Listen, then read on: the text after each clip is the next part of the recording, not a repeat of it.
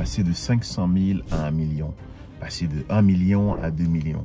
Tu as dû voir des vidéos dans lesquelles certaines personnes te montrent comment est-ce qu'elles ont doublé, voire triplé la valeur d'un bien immobilier.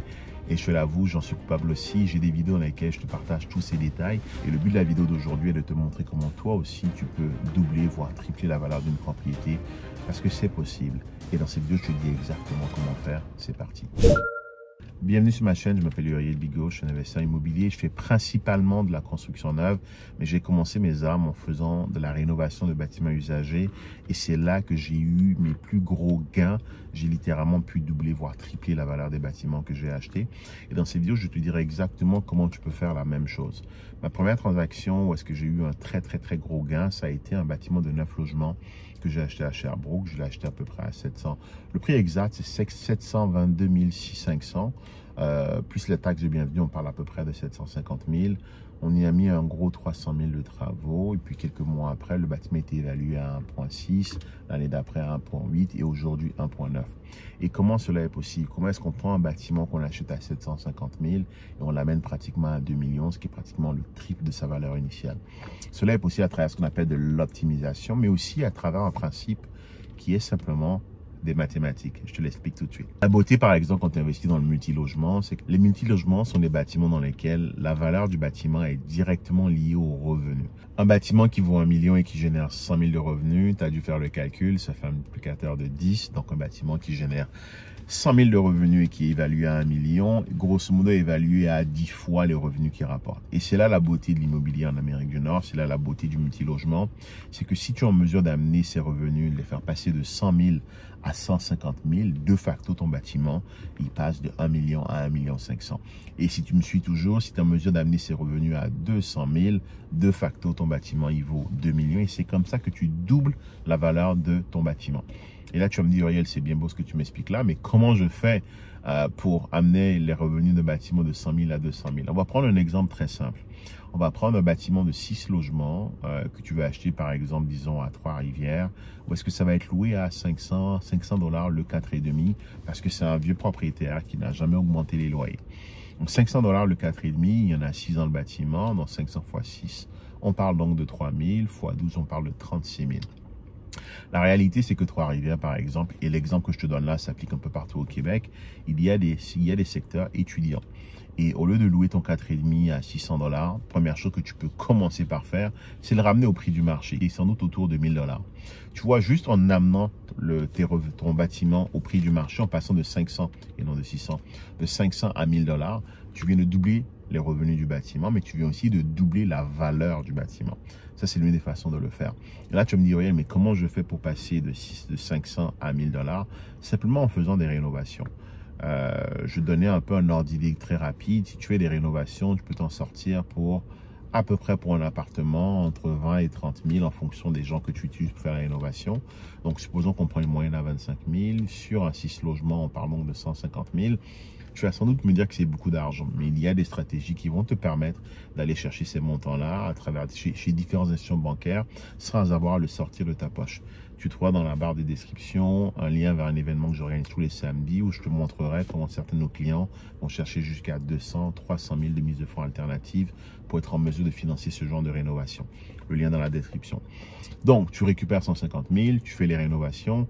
Et la beauté, c'est que le logement, en ayant fait ces rénovations, tu vas le ramener au goût du jour. Une petite salle de bain, une belle céramique sur les murs, une nouvelle cuisine avec des nouvelles poignées, un nouveau plancher, une nouvelle peinture. Juste en faisant ça, tu es en mesure d'aller chercher un loyer du marché qui est à peu près à 1 000 $. Tu vois, juste l'exercice qu'on vient de faire là, on vient de faire passer un loyer de 500 à 1 000 $. 1 000 $. Si ton bâtiment derrière il valait tout à l'heure disons 600 000, bah juste avec ce que tu viens de faire là, tu viens de doubler la valeur du bâtiment, tu viens de l'amener à 1,2 million simplement en augmentant les loyers. L'autre chose que tu vas se dire, Uriel, mais ça a l'air facile comme ça, mais comment je peux faire à nouveau pour augmenter les loyers? Je vais te le montrer à travers des rénovations, mais tu sais, des fois il y a même des choses beaucoup plus simples que tu peux faire pour venir augmenter tes loyers. Ajouter des services. Je te donne un exemple, juste en ajoutant l'Internet, tu es en mesure d'augmenter ton loyer de 50 $ par unité. Juste en rajoutant les électros, tu es en mesure d'aller chercher un autre 100 $. Juste en négociant avec tes locataires en leur disant que tu veux leur rénover leur salle de bain, tu es en mesure d'aller chercher un 100 ou un 200 $ en les gardant sur place. L'idée, c'est de toujours voir comment tu es en mesure d'augmenter ton loyer, d'augmenter ton revenu. À la fin de la journée, on investit en immobilier, on investit dans des bâtiments locatifs afin d'aller chercher un revenu. Si tu es en mesure de constamment augmenter ce revenu-là à travers différentes stratégies, que ce soit des grosses rénovations où tu refais tout le logement, ou bien à travers des rénovations ciblées en négociation avec le locataire, ou bien à travers l'ajout de services comme par exemple les électros ou bien l'Internet, tu vas être en mesure de booster ton loyer et donc de facto booster la valeur de ton bien. Je te donne un autre exemple, un bâtiment que j'ai acheté à Sherbrooke, un 7 logements que j'ai acheté à 600 000. À nouveau, petite parenthèse, la raison pour laquelle je suis très bullish, je suis très agressif sur l'immobilier en Amérique du Nord, c'est parce qu'on a une vraie pénurie du logement, il manque énormément de logements et les gens sont prêts à payer plus pour avoir une meilleure qualité de service. Et c'est là que j'interviens. J'interviens dans du haut de gamme parce que je veux pouvoir fournir un service ultra select à des clients qui vont être en mesure de payer le prix. Donc l'idée, c'est de dire derrière, si tu prends par exemple ce 7 logements que j'ai acheté, je l'ai acheté à 600 000. Il était affiché à 575. J'ai fait une offre à 625. J'étais très à l'aise de payer plus. Finalement, je l'ai négocié à la baisse à 600.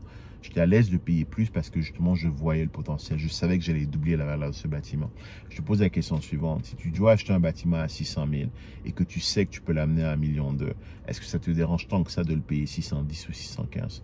Mon point ici est de dire qu'il ne faut pas se concentrer uniquement sur la valeur actuelle, mais voir la valeur future. Quand tu es en mesure de te projeter dans l'avenir, tu vas te rendre compte que tu peux acheter énormément de choses et arrêter d'être limité par cette pensée qui est constante de se dire « Ah non, je paye trop cher. Ah non, je veux tel prix. » La valeur actuelle, elle est importante, mais le plus important, c'est ce que tu peux faire avec après.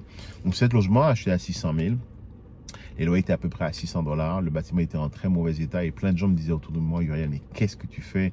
Pourquoi tu achètes un bâtiment qui est magané? Pourquoi tu achètes un bâtiment dans lequel il y a des trous dans les murs? Pourquoi tu achètes un bâtiment qui a l'air d'être en très mauvais état ou est-ce qu'il y a même de l'eau qui coule? Et ma réponse était la chose suivante. J'adore les bâtiments en mauvais état. J'adore les bâtiments qui ont des problèmes parce que c'est en réglant des problèmes qu'on fait de l'argent. Et c'est exactement ce qui s'est passé. On est entré dans les logements, on a fait énormément de rénovations. On est passé d'un bâtiment où on avait des trous dans les murs, des choses en mauvais état, un bâtiment pratiquement luxueux qui en plus a la force d'être extrêmement bien situé. Quand tu sors du bâtiment, tu as un arrêt de bus qui t'amène directement à l'université. Et donc si tu me suis un peu, tu vois un peu où je m'en vais avec tout ceci, c'est qu'on a été en mesure, ces logements-là qui étaient loués à 600 $, de les relouer jusqu'à 1400, même 1500 $. Pourquoi? Parce qu'on a fait de très belles rénovations, on a créé un très beau produit et surtout on a été en mesure de le marketer, de le présenter à plusieurs personnes un peu partout dans le monde. On a des gens qui sont venus de Vancouver, on a des gens qui ont loué le logement en étant en France, on a des gens qui viennent d'Afrique, on a des gens qui viennent du Saguenay.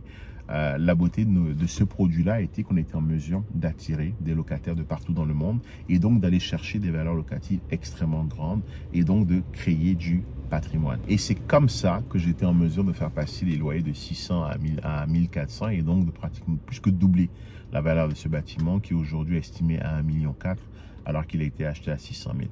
Comme tu peux le voir, tout réside dans ta capacité à créer de la valeur, à créer du patrimoine, à transformer les choses. Et c'est comme ça que tu peux doubler, voire tripler la valeur de ton bâtiment. Donc, morale de l'histoire, oui, c'est possible. Ça demande de l'énergie, ça demande de la connaissance, ça demande de la compétence. Tu ne seras pas en mesure de faire ces transactions si tu n'as pas la bonne information et aussi si tu n'as pas accès au fonds. Donc, voici ce que je t'invite à faire. Tu trouveras dans la description un lien pour t'inscrire à mon prochain événement dans lequel je te repartagerai les détails par rapport à ces transactions. Je te redirai aussi comment faire pour aller chercher les fonds dont tu as besoin pour faire ces rénovations auprès de différentes institutions bancaires afin que toi aussi, tu puisses enfin faire ce type de projet. Ça fait le tour de ce que je voulais partager aujourd'hui. Si tu aimes bien la vidéo, ce que je t'invite à faire, c'est regarder celle-ci ou celle-ci pour continuer ton parcours d'éducation en immobilier afin que toi aussi, tu puisses commencer à réaliser de grandes choses. Salut!